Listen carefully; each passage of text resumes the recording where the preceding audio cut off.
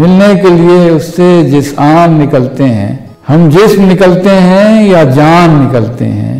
एक उम्र हुई हमने घर अपना लुटाया था, हर घर से हमारे ही सामान निकलते हैं। कुछ और बहुत से दिल होते तो मजा आता, एक दिल से कहाँ सारे अरमान निकलते हैं। पूरी तरह से अब के तैयार होके निकले हम, चारागर से मिलने बीमार होके निकले।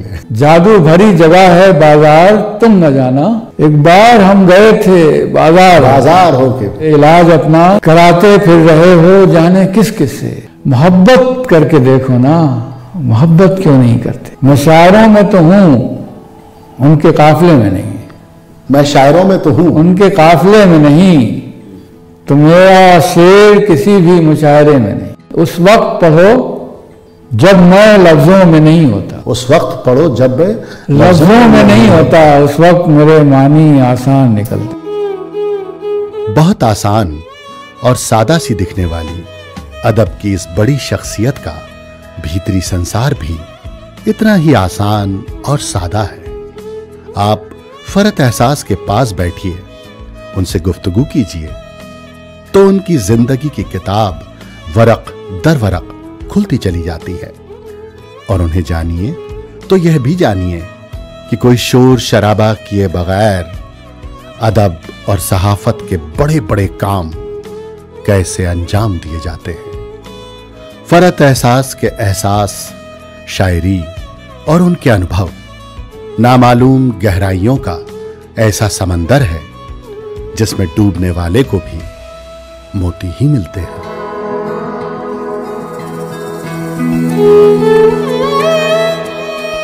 बहुत बहुत शुक्रिया फरत एहसास साहब, आज आप तशरीफ लाए बज़्म खास के इस खास प्रोग्राम एक मुलाकात में। बहुत शुक्रिया आपका। और ये तो बहुत अच्छे लम्हे होते हैं जब कुछ बात होती है अपने दोस्तों से और अपने इंसानों के बारे में, शायरी के बारे में। और आपका शुक्रिया, बज़्म खास का शुक्रिया और वेद गुप्ता जी का शुक्रिया कि आप लोगों ने फिर एक मौका दिया हमें कि हम अपने दुनिया में जो कुछ भी अच्छा है और जो कुछ भी खूबसूरत है, जो सच है और शिव है, उसके बारे में कुछ बातें कर सकें। बहुत बहुत इनायत आपकी।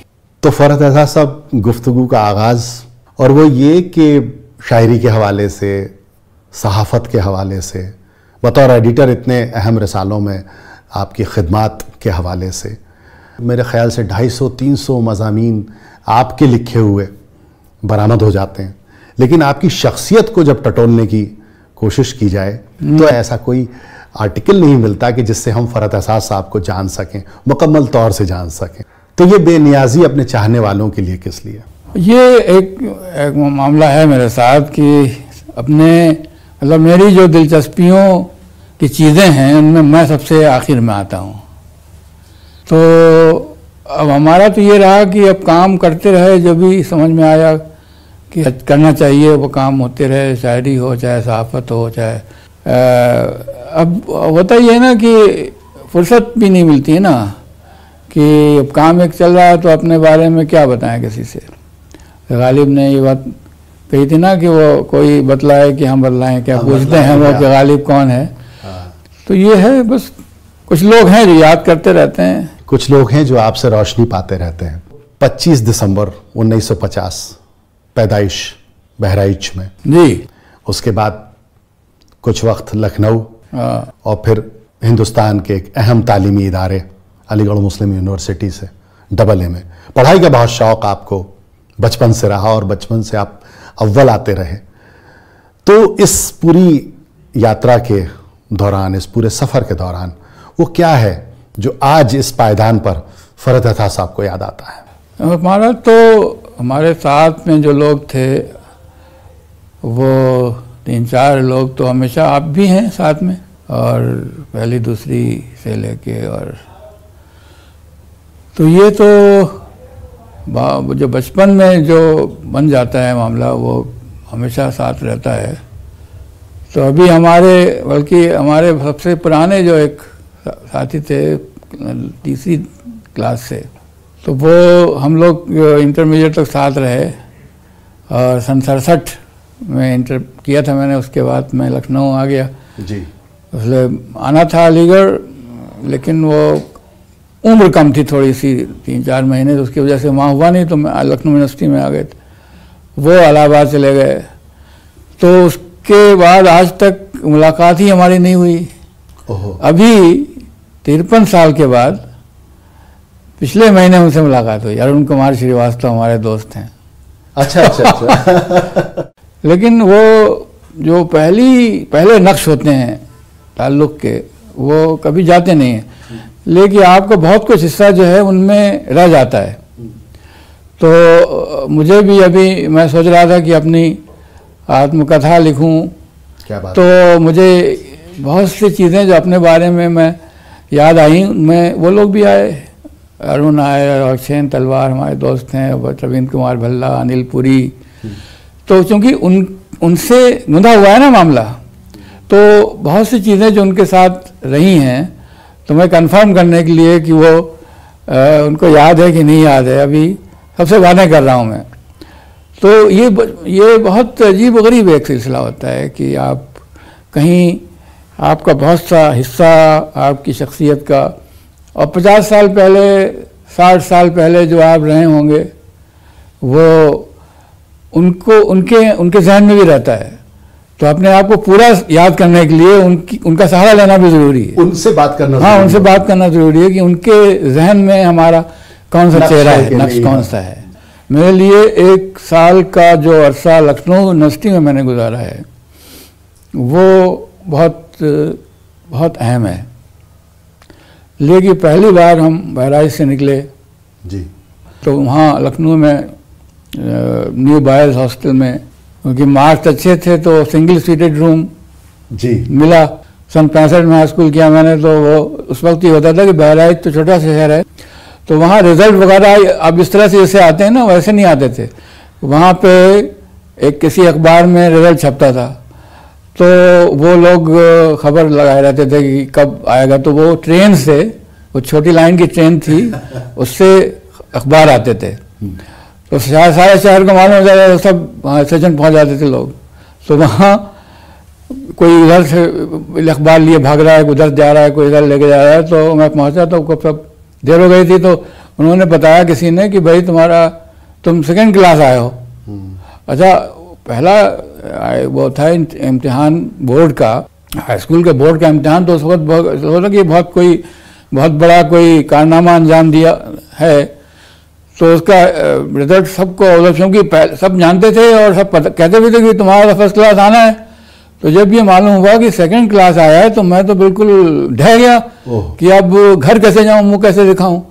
तो मैं 10 बजे 11 बजे रात तक टहलता रहा शहर में, कि मतलब हिम्मत नहीं हो रही थी कि घर जाऊँ। तो बहरहाल आखिर में कहा चलते हैं, तो दरवाजे पे पहुँचे तो अपना अंदर से आवाज़ आ रही थी कि पता नहीं कहाँ रह गया, और मिठाई आ गई है। और तो मुझे जैसे किसी ने कहा कि भाई फर्स्ट क्लास आई है, तो दौड़ते हुए भागे। तो इस सूरत में जब लखनऊ यूनिवर्सिटी हम पहुँचे, तो एकदम से सब कुछ अंधेरा सा मुझे महसूस होने लगा। ये बिल्कुल एक भीड़ में एक अकेलापन का एहसास, और उसी वक्त पहला इश्क भी हो गया था, तो उसकी विरह वेदना। और वो कुछ सुना दीजिए सर। तो है, कुछ सुना दीजिए। तुम्हें उससे मोहब्बत है तो हिम्मत क्यों नहीं करते, तुम्हें उससे मोहब्बत है तो हिम्मत क्यों नहीं, किसी दिन उसके दर पे रक्स वहशत क्यों नहीं करते। वाह।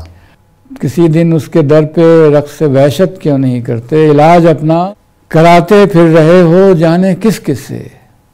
मोहब्बत करके देखो ना, मोहब्बत क्यों नहीं करते, इलाज अपना कराते फिर रहे हो जाने किस किस से। क्या कहने, मोहब्बत करके देखो ना, मोहब्बत क्यों नहीं करते। तुम्हारे दिल पे अपना नाम लिखा हमने देखा है, तुम्हारे दिल पे अपना नाम लिखा हमने देखा, हमारी चीज फिर हमको इनायत क्यों नहीं करते। क्या बात है।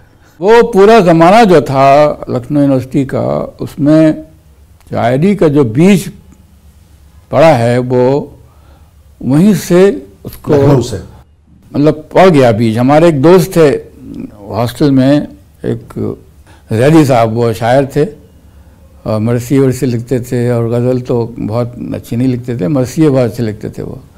तो उनसे दोस्ती हो गई। तो वो भी एक अलीगढ़ में पढ़ते थे, किसी मोहतरमा के इश्क में वो लखनऊ यूनिवर्सिटी आ गए थे। तो हम भी इश्क के मारे हुए थे, वो भी। तो दोनों एक दूसरे का काम गलत करते थे।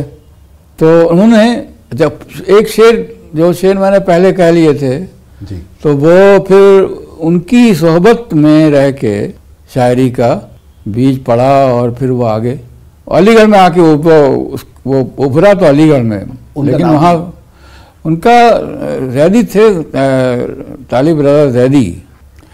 तो ये एक बात वहाँ लखनऊ में, फिर वो और भी माहौल लखनऊ का था, कुछ चौक और नखास वगैरह में कुछ लोग थे जिनकी नशिस्तें वगैरह होती थी। तो हमारे एक और दोस्त थे खालिद कादरी, जो बाद में उस्मानिया यूनिवर्सिटी में प्रोफेसर हुए अंग्रेज़ी के, तो वो हैदराबाद में रहते हैं। तो वो भी, लेकिन उस वक़्त मुझे एक थी कि मैं गाने गाता था जी। ख़ास तौर पे ये उस वक्त साहिर की गीत हैं जी, वो बहुत पसंद है आपको? पसंद थे और गाता भी था। और बाद में फिर वो खैर छूट गया मामला।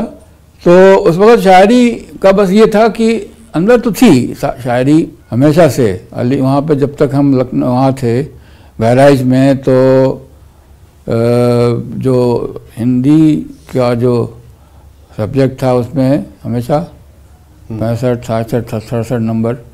और उसमें ख़ास तौर पे ये जो छंद थे, खतोठा और ये घनाक्षरी छंद दस्तखान का, और अच्छा, ये मुझे शायरी हिंदी की बहुत याद भी हो गई थी और बहुत उसकी वो जो बहाव है उस छंद का।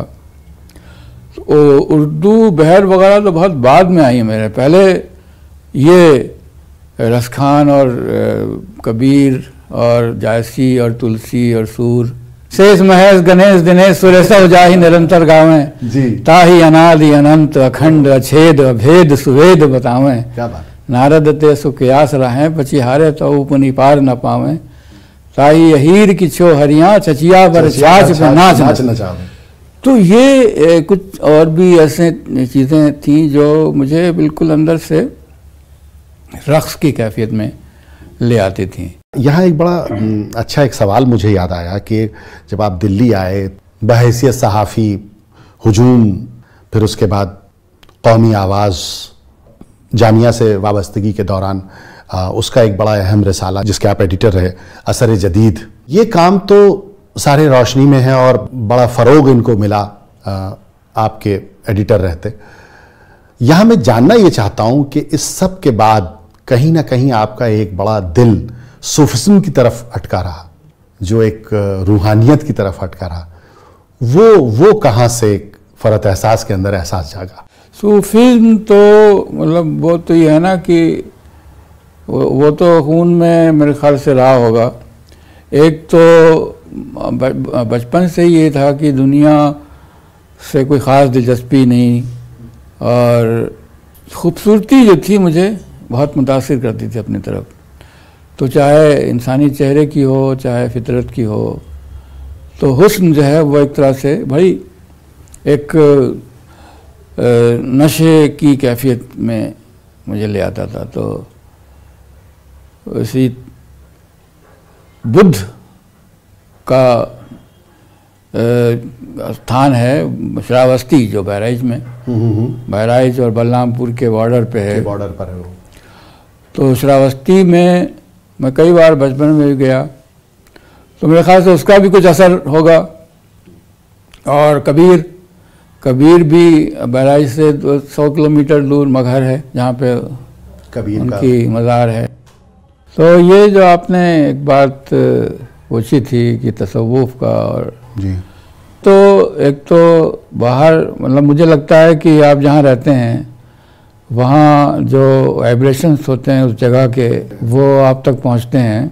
जी, तथागत बुद्ध, उनकी नगरी श्रावस्ती, और कबीर की समाधि, उनका मज़ार मगहर 100 किलोमीटर, वो पूरा अयोध्या, फैज़ाबाद और ये सारा इलाका। फिर ये कि खुद अपने अंदर हमारी वालिदा बताती थी कि एक हमारे नाना परनाना थे शायद, वो बाकायदा कलंदर थे और वो घूमते फिरते थे, मतलब उनके चेले थे 100-200, तो वो एक जगह ठहरते नहीं थे, बल्कि वो काफिला होता था उनका सूफियों का, और ऊंट पे बैठ के वो इधर उधर चलते फिरते थे और एक साल में एक बार बहराए जाते थे। तो हो सकता है कि वहाँ से भी कुछ अंदरूनी कोई सिलसिला मुझ तक पहुँचा हो। तो ये एक खून में एक चीज़ थी कि बाहर ज़्यादा नहीं देखना है, अपने अंदर ही निगाह रखनी है, अपने ऊपर ही निगाह रखनी है। और बाहर की शोर शराबा जो है, उसके अंदर जो ये मजलिस से रमा है दुनिया की, इसके अंदर रहते हुए भी अपनी खामोशी और तन्हाई को पर नज़र निगाह रख के और उसकी आवाज़ों को सुनते रहना है। तो ये एक चीज़ बेहतर से बेहतर अपने आप को करते हैं। हाँ, तो ये जितना भी जो कुछ भी हुस्न है दुनिया में, जितना भी सच है, जितना भी खैर है, शू है, उसको जिंदा करना, जागाना अपने अंदर। और यही अगर इसको मतलब यही आप इसको इस्तिलाह में या टर्मिनोलॉजी में सूफी कहें या भक्ति कहें।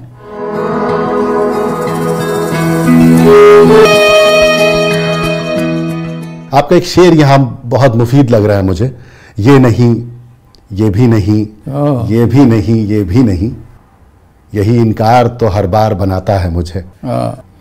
तो यही कारण था कि फरतुल्लाह खां साहब पहले फरत विश्वास हुए और फिर हाँ, फरत विश्वास मैंने रखा था, फिर फरत एहसास हुए।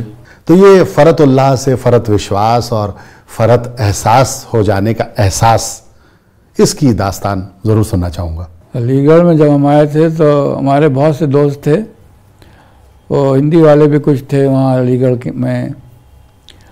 तो और एक चीज़ थी मुझमें कि कुछ जो बनी बनाए रास्ते हैं उन पर नहीं चलना है और अपना रास्ता खुद बनाना है।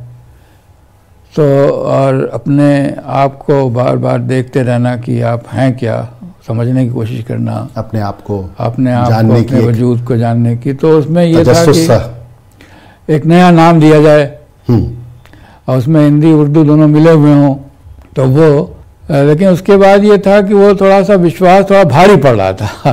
तो फिर वो पता नहीं किसी ने कहा कि भाई तुम बहुत हसास आदमी हो तो एहसास कर लो, तो वो एहसास हो गया। तो ये असल में एक चीज़ जो साथ में है कि मेरे साथ कि बहराइच में भी रहते हुए मुझे एक चीज़ थी कि जो बनी बनाई चीज़ें हैं उन पर चलना मुझे कभी अच्छा नहीं लगा। चाहे वो नमाज रोज़ा हो, चाहे जो आम तौर पे जो चीज़ें होती हैं घरों में कि बिला वजह चुप रहना है, बड़ों के आगे सर नहीं उठाना है, बात नहीं करनी है। तो मैंने तो कभी भी मतलब जो एक आम रविश होती है उससे अलग हमेशा अपने आप मतलब उसमें दिखावा करने के लिए नहीं, बल्कि वो एक चीज़ अपने अंदर ही थी कि अपने तौर पे अपने आप को इजहार अपना करो। तो उसमें एक बाक़ियाना तेवर भी पैदा होते चले गए कि, और कभी कभी ये कि कोई कहता था, मतलब माँ बाप जब नमाजी रोज़गार मजहबी लोग थे तो मजहबी लोग होने लगे नमाज़ पढ़ा करो। तो अब मुझे समझ में आ रहा था कि बनी बनाई नमाज कैसे पढ़ूँ, आप हमारी तो अपनी नमाज होनी चाहिए, अगर होनी चाहिए। खड़े हो जाते थे, लेकिन जी नहीं लगता था कि अब उनके माँ बाप हैं तो कह रहे हैं तो ठीक है। तो इस तरह से मजहबी मामले और दूसरी चीज़ें ऐसी थीं जिससे मैं ये था कि वो बाद में धीरे धीरे फिर और ज़्यादा उसकी लय तेज़ हो गई। तो ये शेर उसी कैफियत का है। तो सर अब आपसे कुछ सुनना चाहेंगे। हाँ देखिए, मैं वो बाजार वाली गजल अगर आपके जहन में कुछ शेर हो उसके तो। पूरी तरह से आपके तैयार होके निकले, पूरी तरह से आपके तैयार हम चारागर से मिलने बीमार होके निकले। जादू भरी जगह है बाजार तुम न जाना, जादू भरी जगह है बाजार तुम न जाना, एक बार हम गए थे बाजार होके, आगोश में किसी की बादे सबा बहुत थी, वाह, हम गुल गए वहाँ और गुलजार हो गए निकले, हम गुल गए वहाँ और बाजार और गुलजार हो गए निकले। अच्छा, एक सवाल हमेशा टकराता होगा आपसे, सहाफत के दिनों में करीब करीब 10-15 बरस आपने शायरी से आपका कोई रिश्ता नहीं रहा, लेकिन फिर भी मेरा एक सवाल जो शायरी और सहाफत के रिश्ते में अक्सर सामने आता है, मुझ जैसे छोटे मोटे सहाफ़ी और शायर के सामने भी आता है, तो आप तो अपने आप में एक रोशन इदारा हैं। तो ये जो तसलसल है सहाफत का और शायरी का, इसे फ़रहत एहसास कैसे मैनेज करते हैं? मैं आया हूँ 1979 में दिल्ली आया हूँ, तो उस वक़्त बीच में आपने 10-15 साल बिल्कुल शेर कहने बंद कर दिए थे जी। तो उस वक़्त तो ये था कि पहले अपना अखबार हमारा था हुजूम के नाम से, वो फोर्टनाइटली था जी। तो उस वक़्त हमारे आइडियल वो थे रघुवीर सहाय, दिनमान जो निकलता था, वाह। तो दिनमान में जो वो कहते थे कि जन पक्षधर, जो इंसानों के मफादात जो हैं और इंसानों की जो तकलीफ़ें हैं, उनके जो मामलात हैं, उनसे जुड़ी हुई सहाफ़त, तो उसको हमने इंट्रोड्यूस किया उर्दू में, हुजूम में।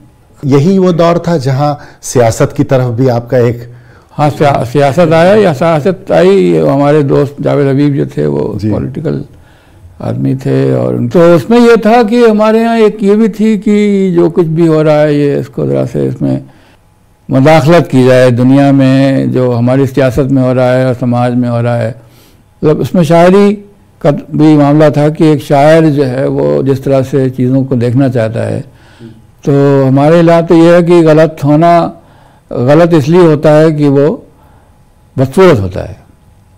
फिर जनता दल में जब आया, जनता दल का ज़माना 91 में, तो उन्होंने कहा कि भाई इलेक्शन क्यों नहीं लड़ते हो, तो अच्छा, इलेक्शन उन्होंने वीपी सिंह जो हैं उन्होंने टिकट ले दिया बहराइच से लेकिन वो फिर मसले हो गए, उसमें टिकट वहाँ पहुँचा नहीं, तो वो इंडिपेंडेंट हो गया, वो छोड़ दिया। तो ये भी रहा। चलिए मुशायरे पे आते हैं। आपका ऐसा मानना है हाँ